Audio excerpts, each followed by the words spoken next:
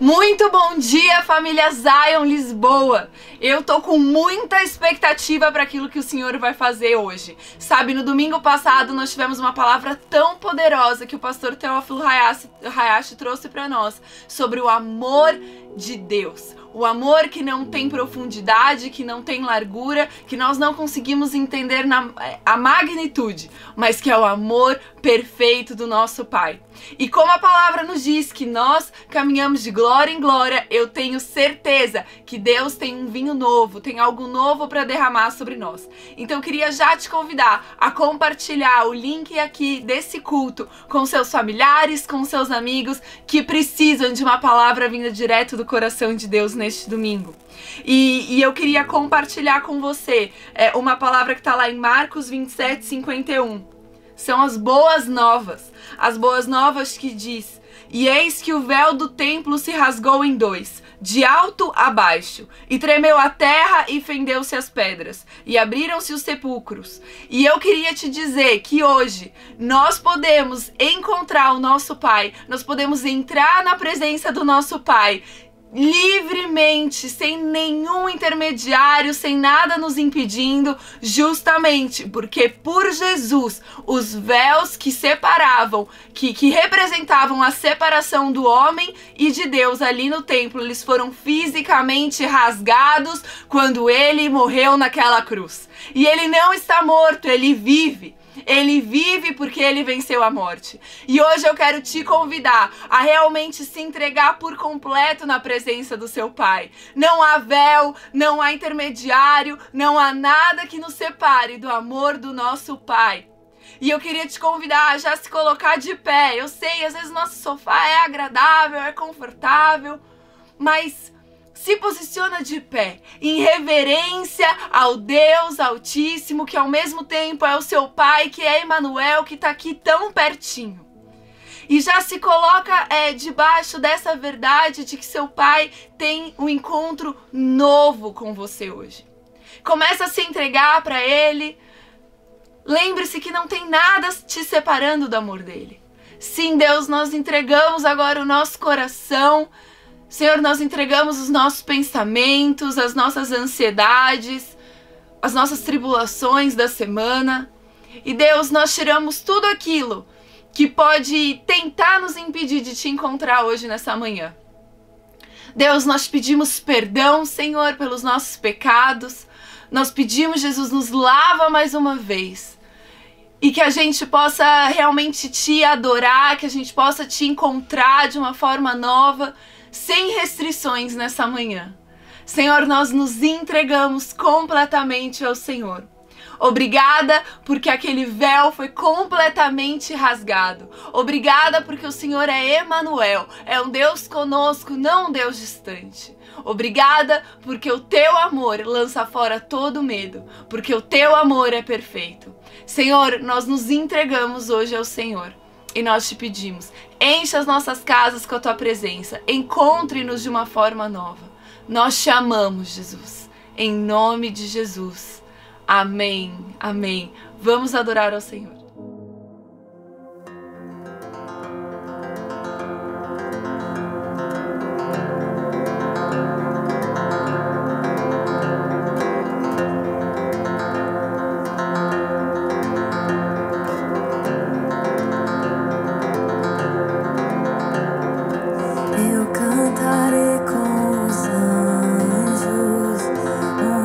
Uma nova canção.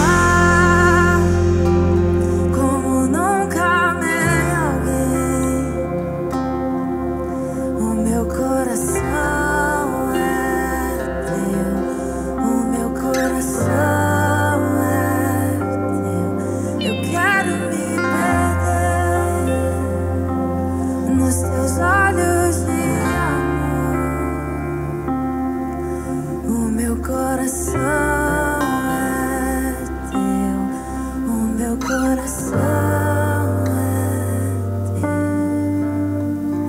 Nada vai me separar do teu amor, nada vai me separar do teu amor, nada vai me separar do teu amor, Jesus. Nada,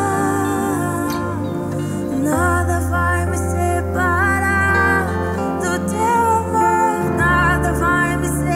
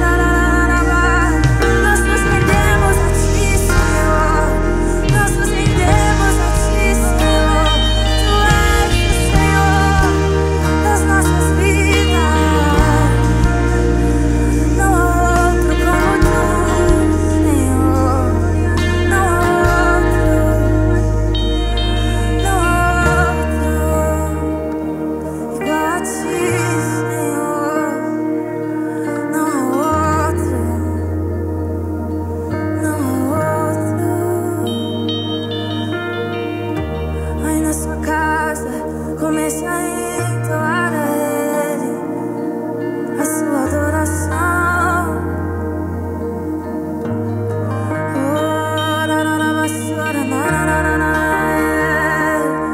Oh, na na na vassoura, na na na na.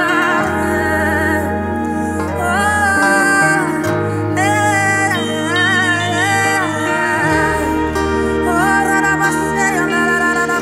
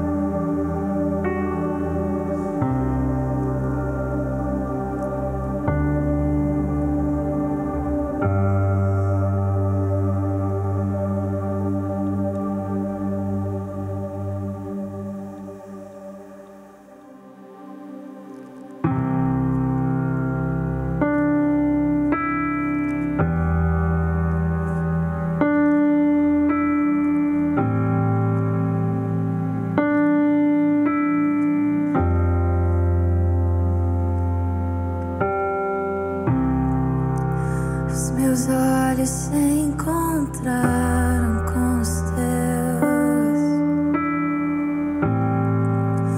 O teu toque deixou marcas em mim.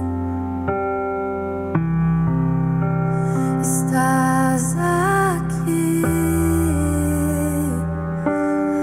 Eu não quero te deixar partir. É que mais que bênçãos eu percebi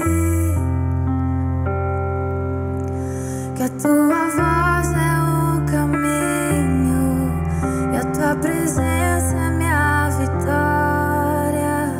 É que mais que bênçãos eu percebi que a tua voz é o caminho e a tua presença é minha vitória. Tu és tudo que eu preciso, tudo que eu preciso, tudo que eu mais quero encontrei quando te vi. Tu és tudo que eu preciso, tudo que eu preciso, tudo que eu mais quero encontrei quando te vi. Em ti ganhei um novo nome, em ti ganhei um novo nome, em ti ganhei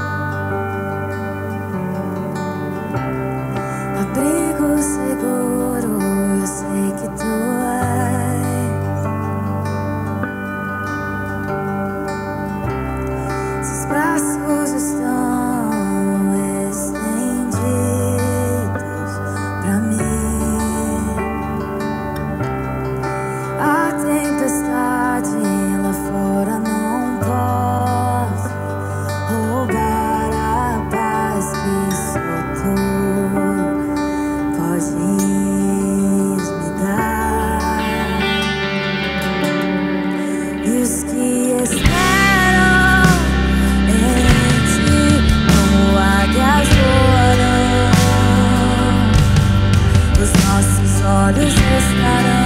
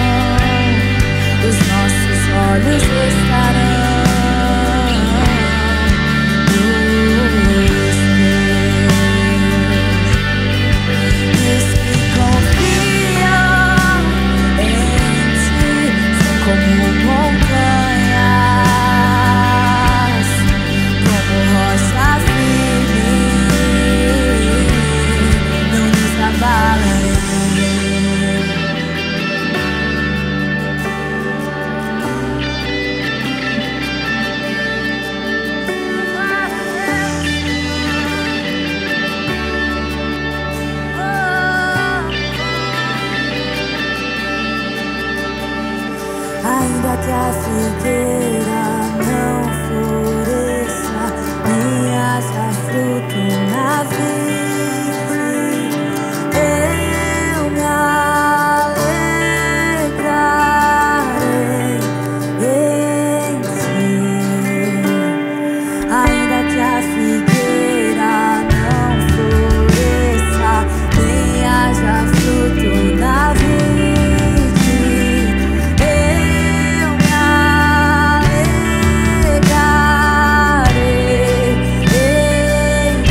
ainda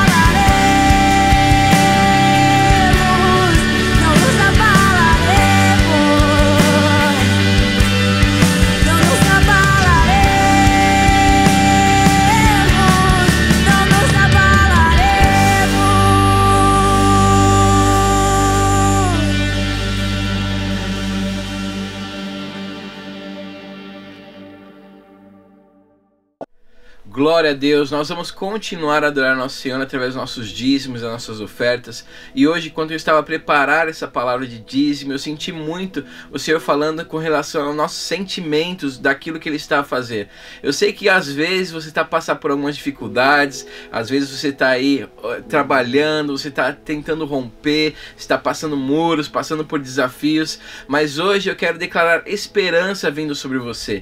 Enquanto eu pensava e meditava sobre o que o Senhor tinha para nós hoje com relação aos nossos dízimos e às nossas ofertas, senti muito o Senhor derramando esperança sobre nós, sobre cada pessoa que está assistindo esse momento, que enquanto você entregar o seu dízimo, a sua oferta, a esperança que vem do Senhor vai encher o seu coração, essa fé de que Ele está a fazer, de que Ele está se movendo, mesmo se você não está vendo nesse momento, mas Ele está se movendo sim. E enquanto eu pensava sobre isso, o Senhor me trouxe essa palavra de Salmos 37, então se você está com sua Bíblia aí, abre em Salmos 37, versículo 25, tá? Essa palavra é muito forte, eu quero que você pegue essa palavra para você, e nos momentos de dificuldade, você vai lembrar disso. No momento que você está ali passar por uma tribulação, você vai lembrar disso. No momento que as coisas apertarem, você vai lembrar dessa palavra, que diz, Salmos 37, versículo 25, fui moço e já agora sou velho, porém jamais vi o justo desamparado, nem a sua descendência a mendigar o pão.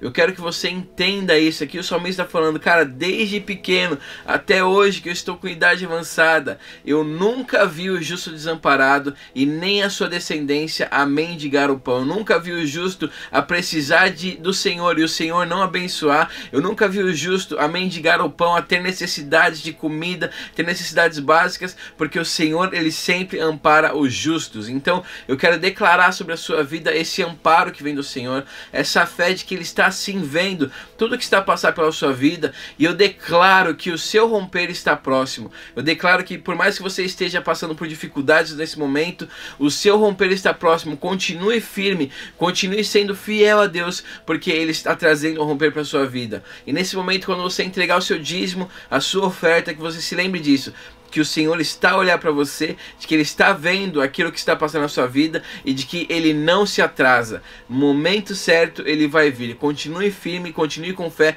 porque o Senhor Deus é bom. Vamos orar. Senhor, nessa manhã nós entregamos a Ti nossos dízimos, nossas ofertas, pedindo, Senhor, que o Senhor realmente abençoe essas quantias, que o Senhor multiplique no seu câmbio celestial, Senhor, para que o Teu reino continue avançando, Pai, em nome de Jesus, Senhor. Enquanto nós entregamos as nossas ofertas, nossos dízimos, nós declaramos que nós confiamos em Ti e não confiamos no dinheiro, Pai. Entregamos tudo aquilo que nós estamos passando nesse momento, a maneira que nós entregamos o dízimo, declarando realmente, Senhor, eu sei, Pai, como diz a Tua palavra, já fui jovem, hoje sou velho, nunca vi o justo desamparado, que nós não vamos estar desamparados e que nós não vamos mendigar o pão. É com essa alegria, com essa certeza que nós entregamos nossos dízimos a Ti nessa manhã. Em nome de Jesus, amém. Vamos continuar adorando o nosso Senhor.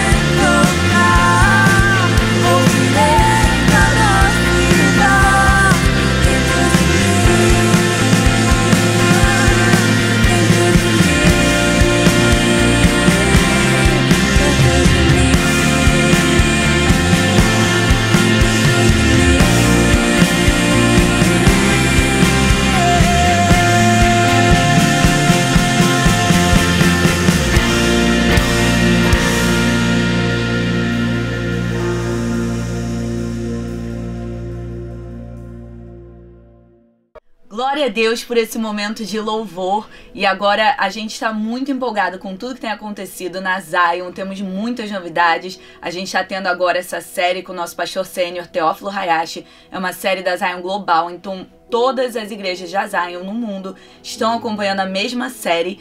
E nós também estamos muito felizes que no dia 25 de março, anota já na sua agenda, próxima sexta-feira, 25 de março, nós vamos ter o lançamento do Vox aqui na Zion Lisboa. O Vox é o Ministério de Jovens da Zion Church, e então você não quer ficar de fora desse primeiro culto presencial, 25 de março, no nosso espaço Lip 7 Rios, às 20 horas. E agora a gente vai ouvir mais uma palavra da série Radicalis com o nosso pastor sênior Teófilo Hayashi.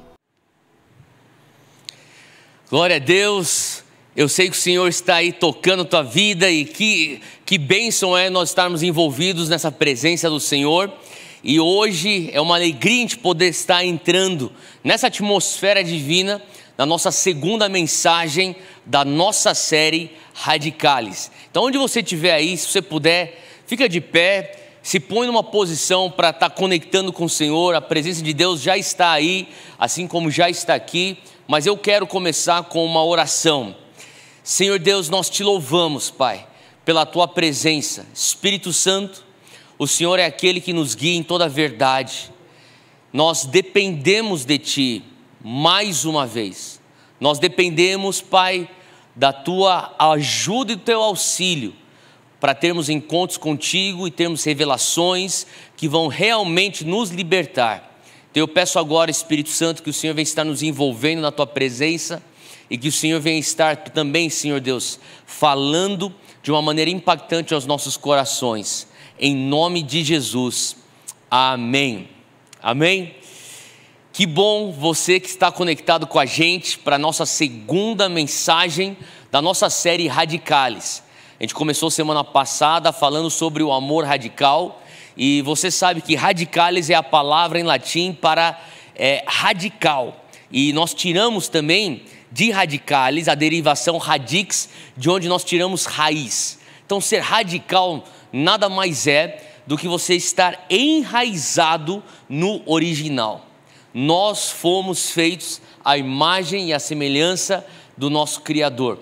E quando você começa a ser um crente, um discípulo, uma discípula, um filho ou uma filha de Deus que é radical, eu quero que você deixe de lado todos os estereótipos, talvez daquele pregador pentecostal que é um crente radical, e entenda que de fato o que nós estamos falando é você estar embasado com raízes robustas que vão lá para a profundidade, provendo para você e para mim nutrição, para então a gente dar frutos, provendo para mim e para você uma estabilidade, para que nós venhamos então permanecer nas tempestades que a vida nos oferece.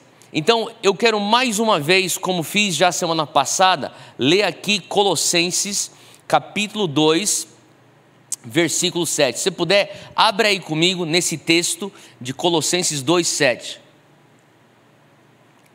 Eu estou lendo aqui da nova tradução da linguagem de hoje, que diz assim: estejam enraizados nele, construam a sua vida sobre ele e se tornem mais fortes na fé, como foi ensinado a vocês.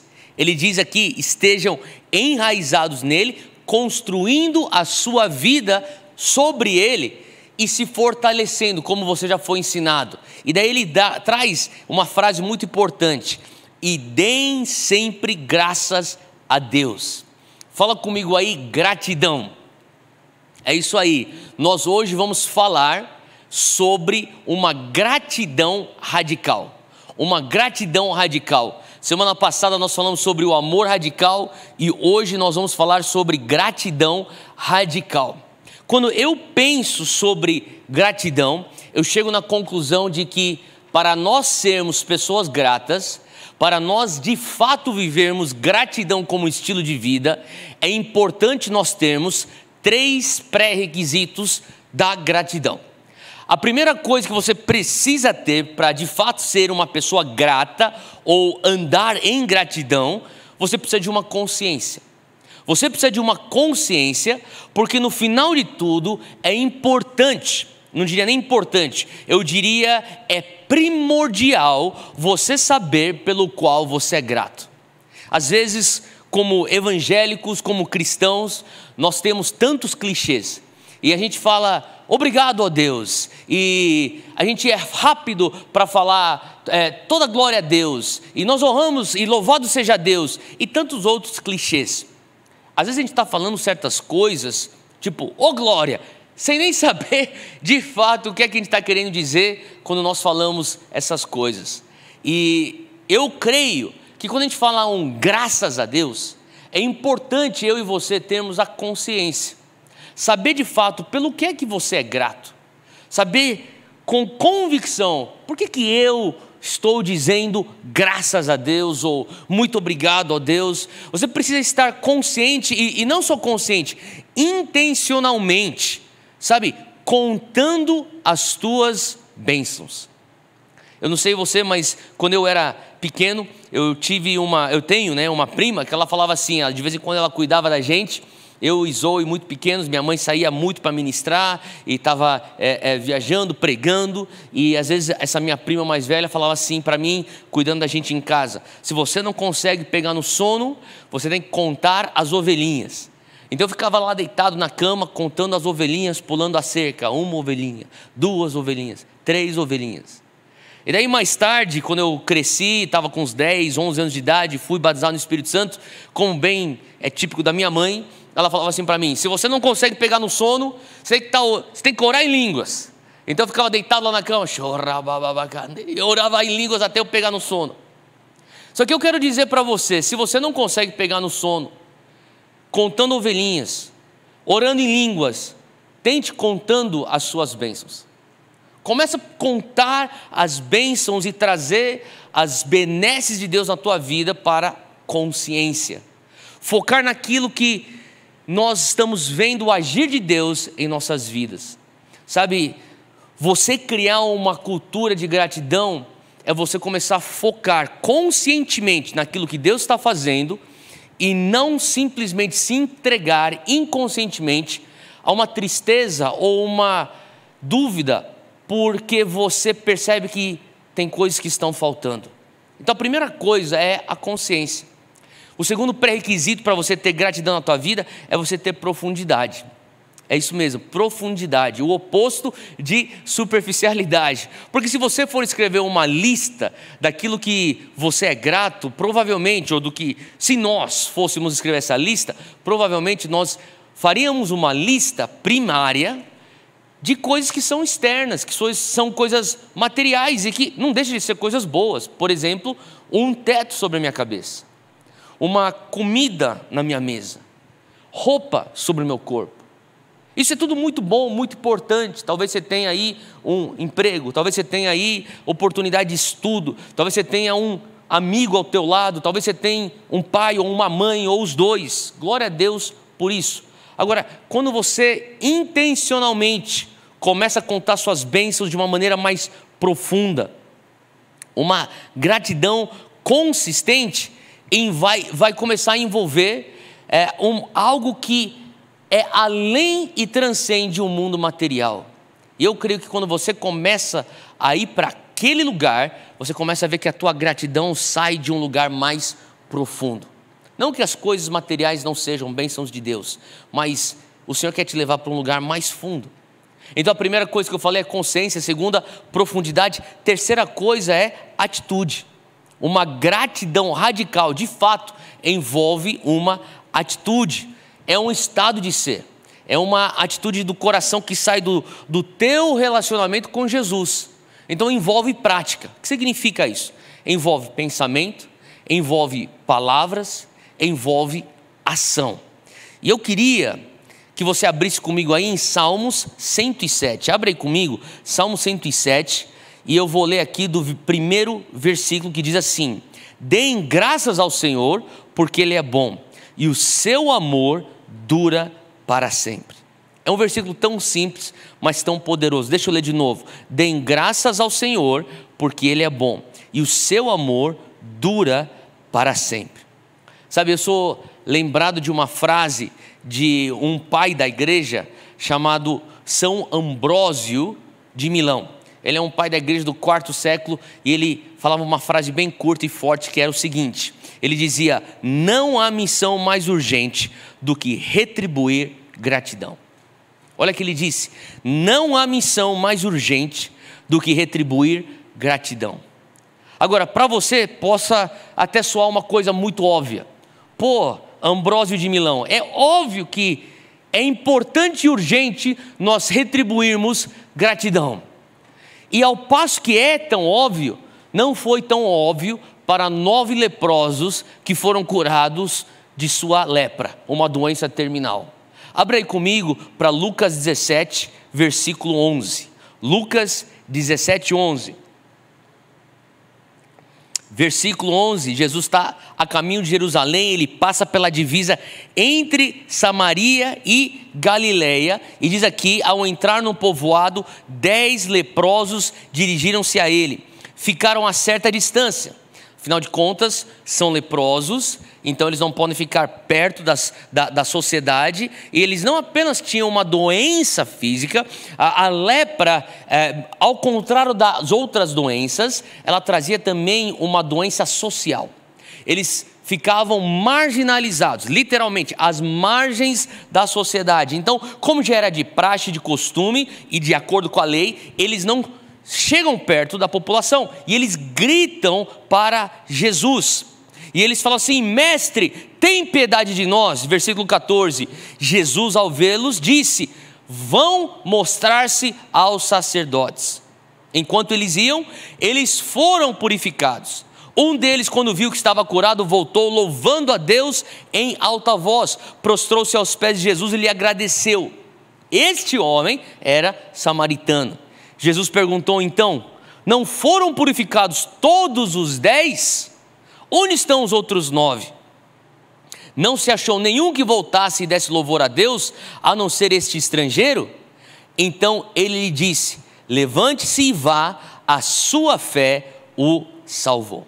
Eu acho interessante que Jesus, ele menciona, ele ressalta aqui o fato desse homem ser samaritano. É interessante porque quando esses caras foram curados, Jesus nunca em nenhum momento diz: ei, sejam curados e agora vão lá para o sacerdote. Por que eles tinham que ir para o sacerdote?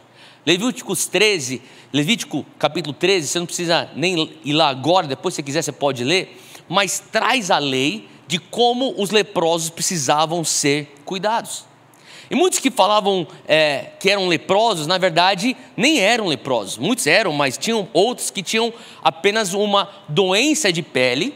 E por conta dessa doença de pele, talvez sem ter muito entendimento, eles sabiam que de vez em quando, eles, mesmo sendo pessoas diagnosticadas com lepra, às vezes elas começavam a melhorar. Então o sacerdote era como um médico que dava o diagnóstico final, o aval final, a alta, dizendo: você não precisa ficar mais socialmente isolado, você sarou da tua lepra ou da tua doença de pele.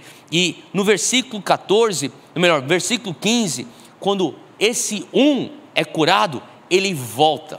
Agora olha só que interessante, a primeira lição que eu tiro desse estilo de vida de gratidão, uma gratidão radical, é que gratidão é mais raro que fé. Deixa eu repetir, gratidão é mais raro que fé. 10 homens carregavam, além da lepra, uma fé radical. Além da lepra, eles não precisavam de muito convencimento, eles estavam prontos para darem um passo de fé e deram um passo de fé. Mesmo sem Jesus pronunciá-los curados, eles já foram em fé e ao irem, eles estavam sendo purificados. 10 homens de fé, apenas um com fé e gratidão. E esse homem volta louvando a Deus. Essa palavra louvar a Deus, no grego original, o louvor, é o que nós traduzimos como doxa. E doxa nada mais é do que dar glória, do que honrar. E no versículo 16 ele prostra aos pés de Jesus e ele lhe agradece. Interessante que essa palavra aí do agradece é o eucaristeu, de onde nós tiramos a Eucaristia. Esse cara tá se entregando com gratidão, e Jesus começa a ter esse diálogo, e pula aí comigo para o versículo 19, quando ele começa a entender que esse homem, além de ter sido curado fisicamente, esse homem tem gratidão no coração. Jesus então lhes disse: levante-se e vá, a sua fé o salvou. Só que interessante que essa fé que salva é o sozo, no grego original. O que Jesus está dizendo é: você conseguiu ir além de simplesmente uma cura física. A tua gratidão te levou a ter uma restauração plena, corpo, alma e espírito. Eu começo a pensar, sabe, tantas vezes na nossa caminhada com Deus, a gente é rápido e apaixonado para gritar: Jesus, olha aqui a minha doença física, a minha necessidade material, a minha necessidade terrena. Lembra que esses caras estavam gritando lá de longe, cheio de paixão, cheio de desespero, cheio de emoção. E na mesma proporção, esse homem que carregava um estilo de vida de gratidão radical, volta gritando: Jesus, muito obrigado, eu vim aqui te dar glórias.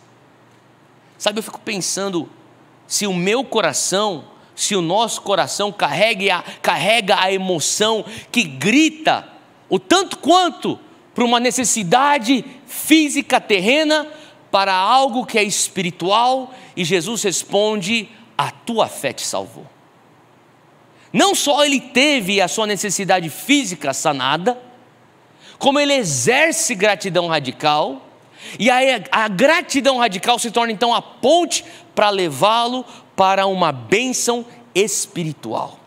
É por isso que é importante, em 1 Tessalonicenses 5, versículo 18, um versículo muito conhecido sobre gratidão, mas que eu vou destrinchar um pouquinho, que diz assim: deem graças em todas as circunstâncias, pois esta é a vontade de Deus para vocês em Cristo Jesus. Qual que é a vontade de Deus para nós?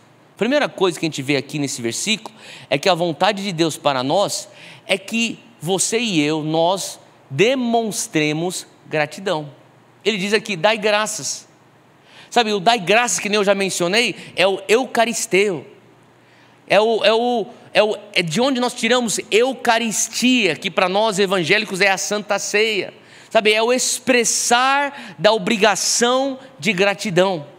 É o expressar do apreço pelas bênçãos. É por isso que no português, na língua portuguesa, nós falamos muito obrigado. O que quer dizer isso? Você está expressando a sua obrigação de gratidão.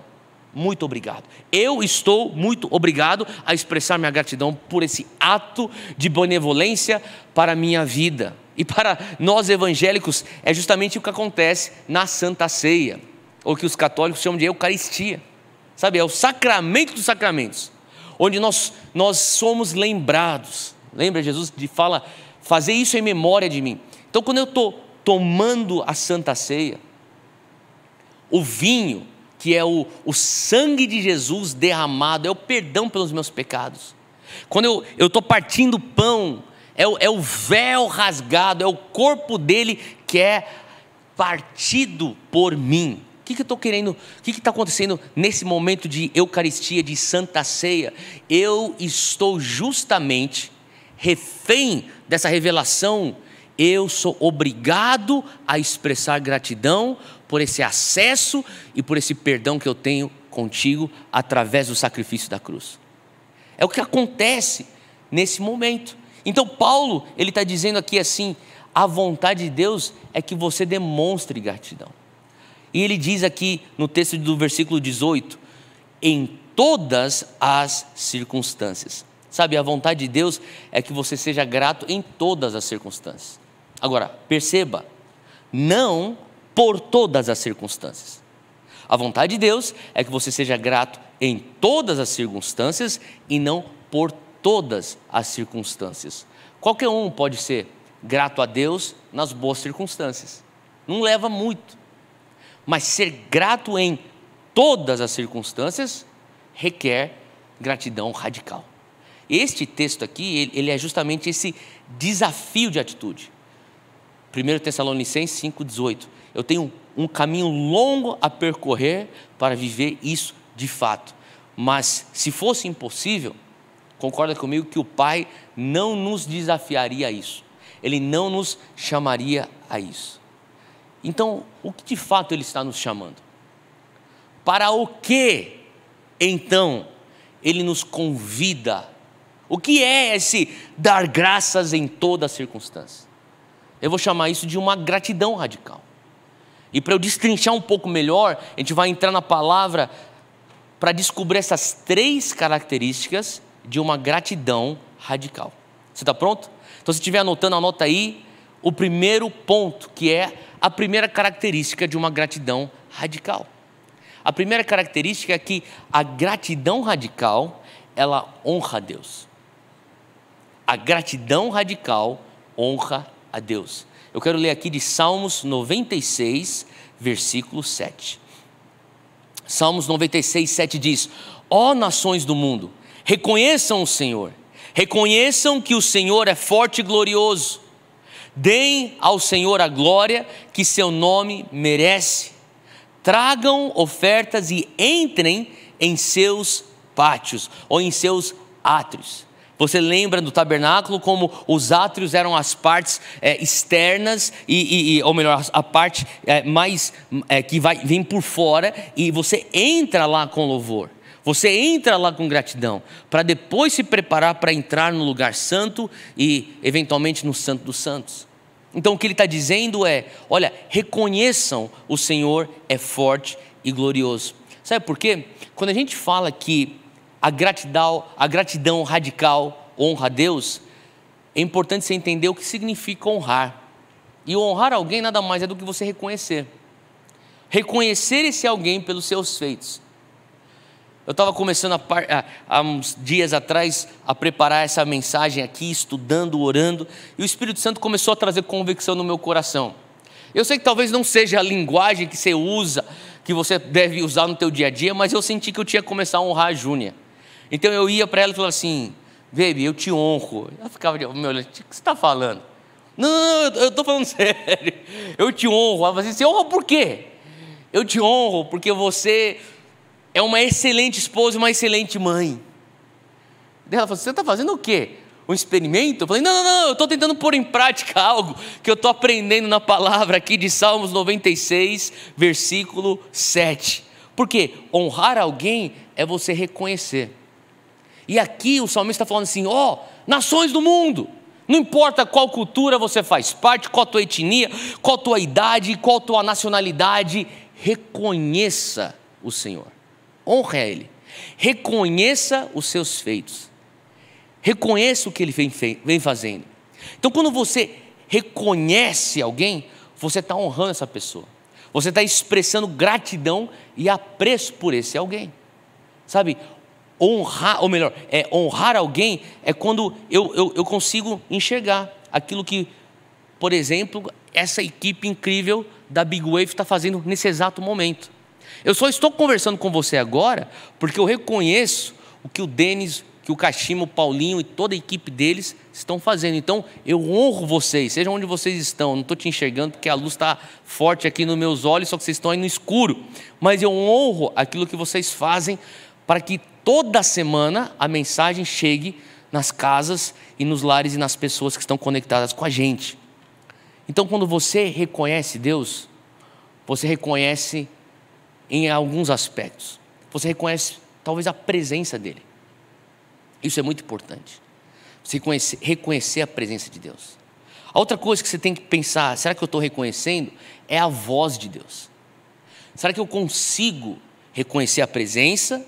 Depois, será que eu tenho uma maturidade espiritual para reconhecer a voz dEle? Eu diria que depois, e é mais fácil, você reconhecer os grandes feitos dEle na tua vida. E sabe, essa gratidão radical profunda, Deus quer nos levar para não apenas reconhecer as suas obras, aquilo que são os grandes feitos de suas mãos, mas O que Deus sempre estava querendo fazer com Israel era levá-los para um lugar mais profundo, onde eles viessem a reconhecer não apenas o que Ele faz, mas quem Ele é. Quem Ele é. E por isso que eu acho que quando Ele se apresenta a Moisés, e Moisés fala, mas como é que eu vou falar para o povo que o Senhor me enviou? Qual que é o teu nome? Como que eu te chamo para ir falar para o povo? E Deus fala, só fala, eu sou. Fala que eu sou, te enviou.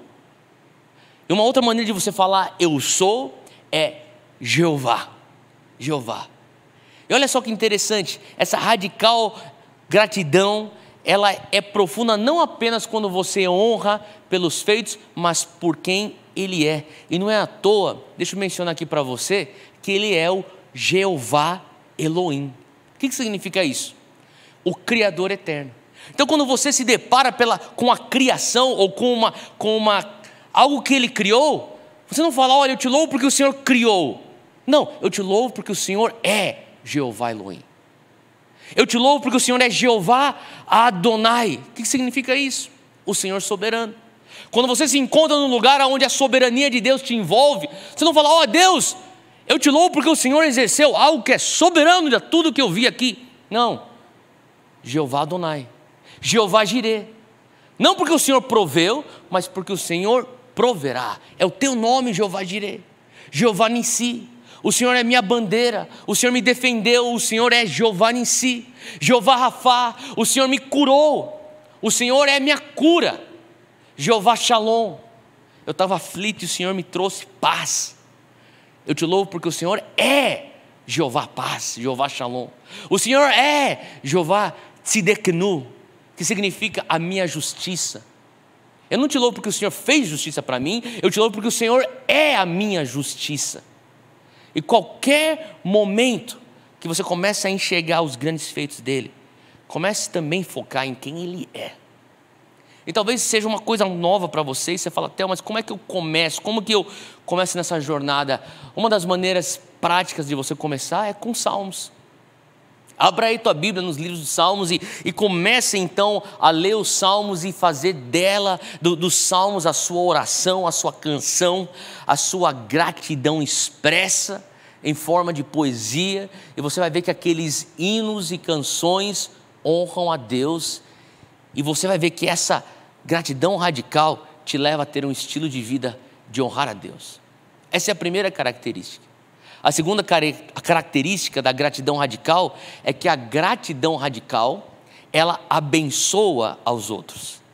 Anota aí, a gratidão radical abençoa aos outros.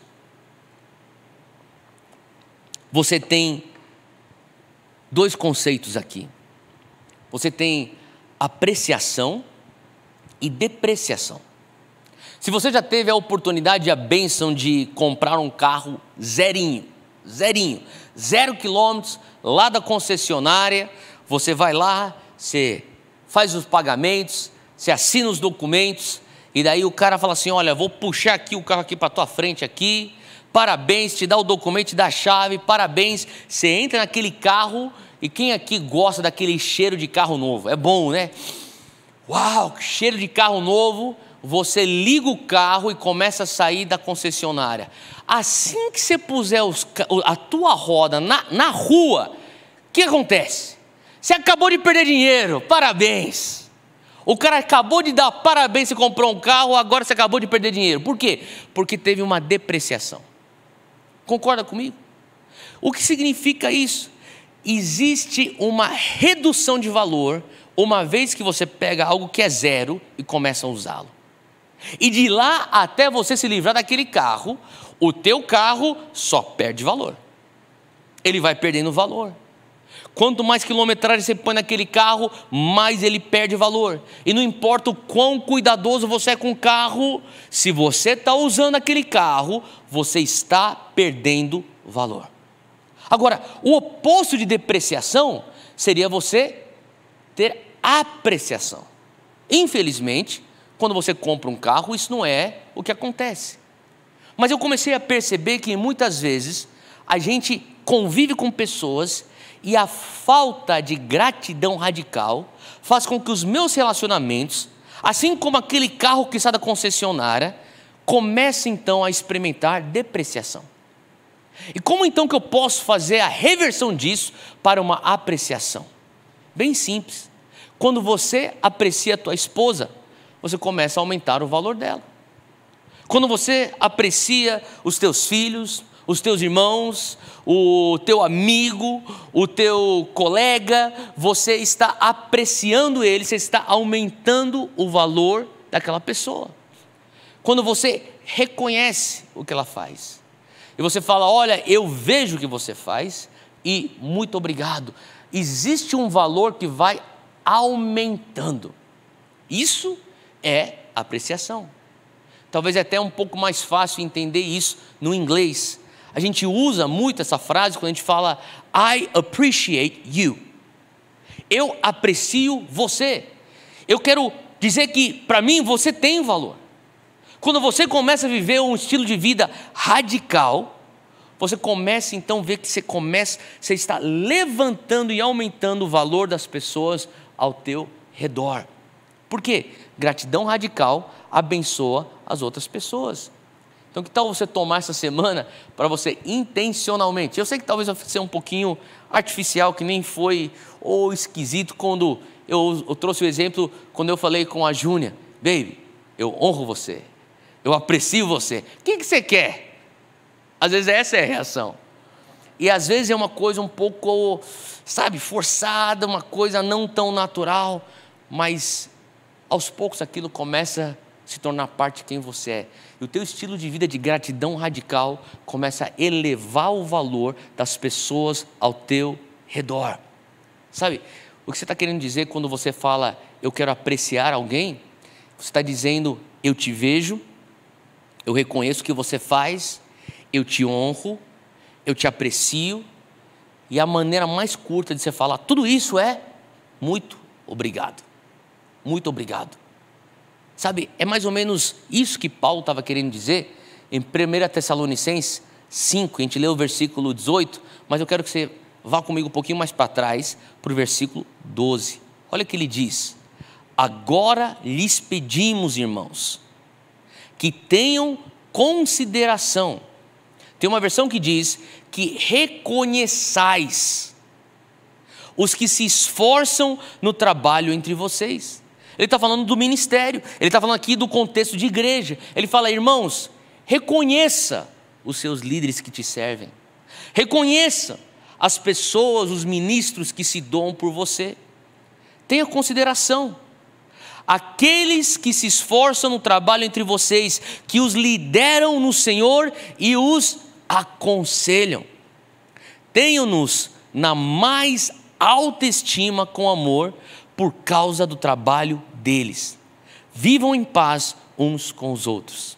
Eu lembro, há uns anos atrás, eu conversava com um primo meu, que mora num outro estado do Brasil, e ele sempre falava para mim que quando ele pegou a proposta de emprego que levou ele para se mudar de São Paulo para esse outro estado, ele falou assim, cara, eu fui abençoado. Eu falei, o trabalho está indo bem? Ele falou assim, não é um trabalho. O trabalho é uma bênção. Mas a minha maior bênção é que eu consegui encontrar uma igreja que para mim hoje é a minha família espiritual. E ele falava assim, Theo, eu nunca me senti tão em casa numa igreja como essa. E olha que assim, lá em casa dos Hayashi, todo mundo cresceu na igreja. A gente é tudo produto de igreja. E ele falava assim, não, mas essa igreja é especial. Ele ficava falando para mim do pastor dele. Ele falou assim, cara, eu amo meu pastor. Cara, você tem que conhecer meu pastor.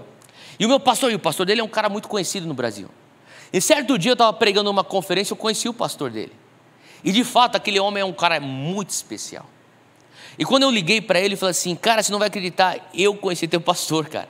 Ele estava pregando na mesma conferência, depois a gente saiu para jantar junto, a gente teve um tempo de comunhão, e foi incrível, cara. O cara é um baita homem de Deus. E ele falou assim, cara, eu amo tanto meu pastor, que eu não vi a hora de tomar bronca do meu pastor. Eu queria ficar perto dele e falar assim, por favor, pastor, só me dá uma bronca, porque é um jeito que eu me sinto amado.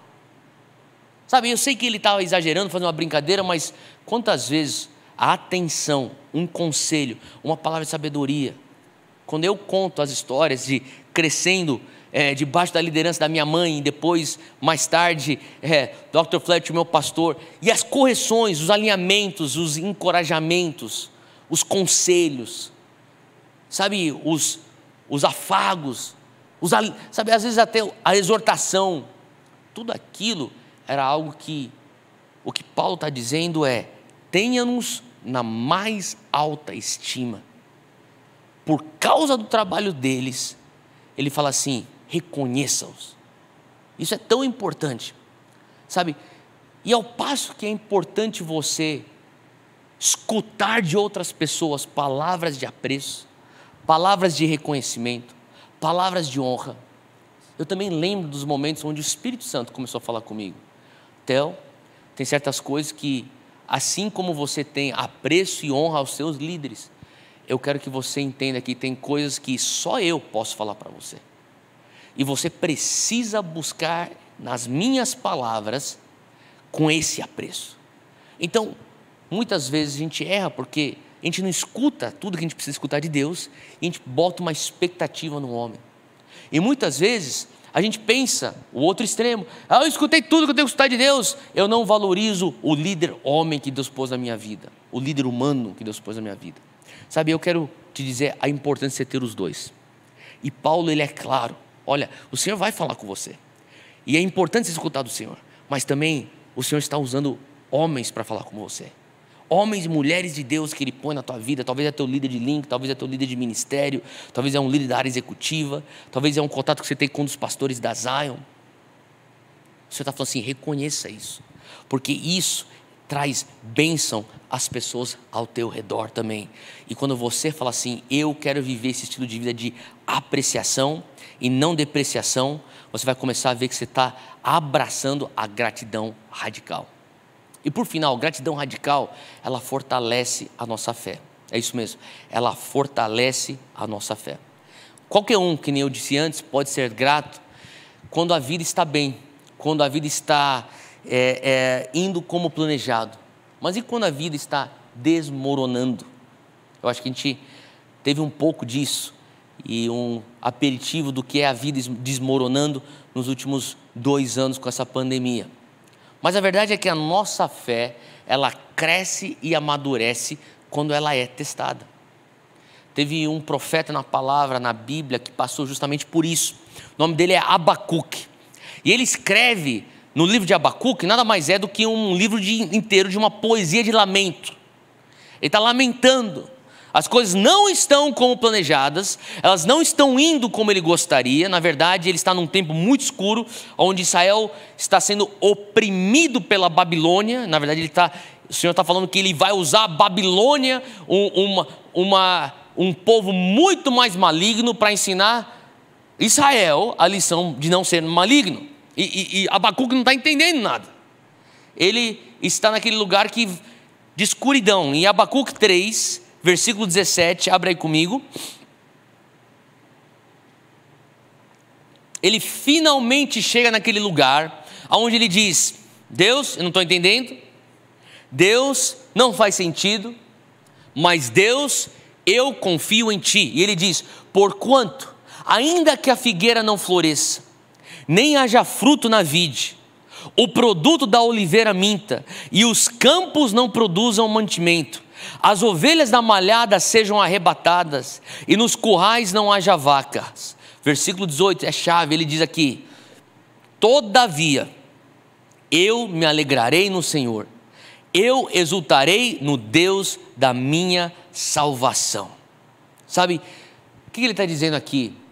Mesmo quando as coisas não estiverem indo como eu planejo, mesmo quando as coisas não estão indo um mar de rosas, Deus, o meu povo está para ser opresso por esse povo aqui que são bárbaros, eles são selvagens, vão nos tratar como animais. E Abacuque tem uma postura dizendo, mesmo assim eu serei grato. Sabe, é a fé sendo fortalecida com a gratidão radical. Você talvez já escutou o termo, eu vou agradecer de antemão. Eu quero dar graças de antemão. Eu ainda nem recebi o milagre, eu ainda nem recebi a resposta, eu ainda não recebi o romper, eu ainda não tenho a libertação, eu ainda não tenho entendimento, eu ainda não tenho o conhecimento do que está acontecendo, mas mesmo assim eu te louvo, Deus. De antemão, eu já estou te dando graça. É justamente essa atitude de Abacuque. E não só de Abacuque, é também a atitude de um homem que talvez você tenha escutado falar dele. É um evangelista, um missionário do século XIX, chamado George Miller. George Miller, se você não conhece ele, ou nunca ouviu falar da história de George Miller, ele era um homem que nasceu na Alemanha, mas que o Senhor começou a chamá-lo para trabalhar com órfãos em Londres. E na verdade não só em Londres, ele começou uma missão que se estendeu até Bristol, na Inglaterra, e de repente em toda a Grã-Bretanha, George Miller começou então a construir orfanatos. Haviam naquele momento um tempo muito escuro na Grã-Bretanha, onde havia bastante trabalho infantil, bastante alcoolismo e pais largando filhos pelas ruas, e esses meninos eram pegos para trabalhar nas minas. Eles eram pequenininhos, baixinhos, eles entravam nas minas, trabalhavam coisas de 16 a 18 horas em condições subhumanas dentro dessas minas. Então George Miller, ele fala assim, não é correto que eles não tenham acesso à educação. É dito que no ministério de George Miller, ele adotou em seus orfanatos mais de 10 mil órfãos. Para pensar nisso, o número exato é 10.024. Mais de 10 mil órfãos, 10.024 órfãos passaram pelos orfanatos que George Miller construiu. E não só construiu, ele era a pessoa que mantinha todos os orfanatos. É dito que George Miller, ele construiu, além de orfanatos, escolas. Total de 117 escolas que traziam um ensino infantil até o que seria o equivalente ao ensino médio, com princípios bíblicos, com um padrão excelente acadêmico e também com princípios bíblicos. E das escolas, das 117, mais de 120 mil crianças e adolescentes na Grã-Bretanha passaram por ele e foram educados nesse sistema de escolas que ele construiu. Incrível isso. Tem uma história que, na verdade, ele dizia que era muito corriqueiro e era muito comum acontecer. Nos orfanatos, ele tinha o costume de fazer todas as crianças acordarem cedo, e todos tinham que se vestir, estar prontos, e antes de irem para a escola, eles iam para o refeitório, ou para a sala de jantar, e eles sentavam. E quando eles sentavam, eles iam ter um momento de oração, antes de terem o café da manhã, para depois irem para a escola. Ele falava assim que tantas vezes as crianças estavam lá, arrumadas, vestidas, sentadas, e então ele seria a pessoa a guiá-las em ação de graças, sabendo ele que eles não têm comida para ninguém. E o que ele fazia? Mesmo assim, ele falava, todo mundo dá a mão, e nós vamos orar e vamos agradecer a Deus. Ele conta de um dia que ele disse que muitas vezes acontecia isso. Ele estava em oração, e enquanto ele estava orando, ele agradecia pela provisão de Deus, ele agradecia pela comida, ele agradecia e fazia todas as crianças agradecerem também, sabendo ele e também as irmãs que trabalhavam no orfanato dele, que não tinha comida na despensa, na cozinha, não tinha nada. Ele ia falar um amém e todo mundo ia olhar para um prato vazio. E assim que ele falava, Deus, muito obrigado, em nome de Jesus, amém, toca a campainha. Tocou a campainha, eles saíram correndo, as irmãs que trabalhavam lá, e chegaram lá, tinha um caminhão de pão. E era o dono da empresa de pão, e ele falou assim, sabe, ontem à noite eu não conseguia dormir. Era como se Deus me acordasse no meio da noite o tempo inteiro falando, acorda mais cedo e põe no forno já os pães e leve lá para George Miller antes mesmo de você abrir a tua padaria. E lá estavam os pães. Então George Miller começou a chamar os meninos e os garotos, as crianças começaram a descer para carregar todos os pães para dentro, na despensa, e para eles terem o café da manhã. E quando eles estavam terminando de levar todos os pães para as dispensas, de repente um caminhão vem e para bem na frente do orfanato e quebra. Eles foram tentar ajudar o caminhoneiro. Eles falaram assim, o que aconteceu? Eu falei assim, não sei porquê, meu caminhão não está funcionando mais, quebrou o caminhão. Eles falaram assim, e agora? Ele catou e falou assim, o pior de tudo é que esse caminhão é de leite, está cheio de leite aqui, e desse jeito eu não tenho refrigeração, ele vai estragar. O que vocês estão fazendo aqui? Não, nós somos um orfanato. Então faz uma coisa, pega todo o leite desse caminhão e consome ele, porque senão vai estragar. Essas histórias eram um estilo de vida na vida de George Miller e dos órfãos que ele apadrinhou. Agora, sabe de uma coisa? Não só a provisão era o estilo de vida, a gratidão radical era o estilo de vida de George Miller. Esse homem vivia um estilo de vida de gratidão. E tão forte como essas histórias e esses testemunhos é o ritual que ele fazia quando ele emancipava e quando uma criança chegava à maioridade. Ele fazia uma cerimônia onde, isso está tudo relatado nos livros de George Miller, ele punha a criança na frente dele e ele falava assim sobre oração de gratidão. E daí no final da oração de gratidão, a criança ou o jovem, o adolescente fazia a oração dando graças aos anos que ele ou ela passou naquele orfanato. E daí George Miller presenteava ele ou ela com uma Bíblia na mão direita e por final ele tirava do bolso e falava assim: abre tua mão esquerda. E ele catava e punha uma moeda que valia na época um bom montante de dinheiro. E ele dizia para todas as crianças: o que está na tua mão, essa Bíblia, é mais importante do que o dinheiro que está na tua mão esquerda.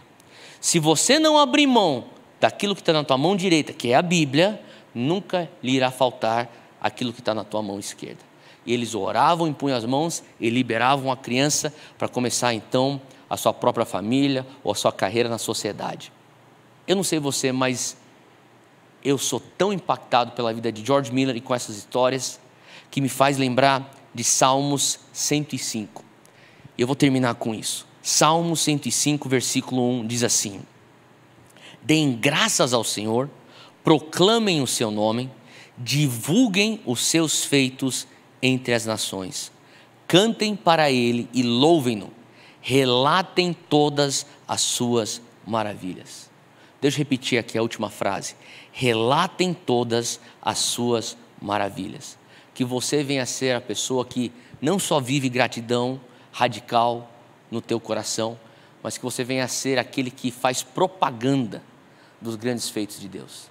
Porque quando você faz propaganda dos grandes feitos de Deus, eu creio que você instiga as pessoas ao teu redor a também olharem e perguntarem: o que é que Ele tem feito, não só entre as nações, mas na minha vida? Deus tem feito algo em você. Comece a contar isso ao mundo. Deus tem feito algo na Zion. E é por isso que a gente tem cada vez mais nos esforçado a contar isso ao mundo. Porque quanto mais testemunho a gente dá dos grandes feitos de Deus, mais gratidão radical vem transbordando do nosso coração. Fica de pé, eu quero orar com você enquanto a gente conclui essa mensagem. Pai, eu quero te louvar e te agradecer pelos teus grandes feitos. O Senhor tem feito coisas incríveis no nosso meio. Nós te damos toda a honra e toda a glória, Senhor. Nós não queremos nos acostumar com as suas bênçãos.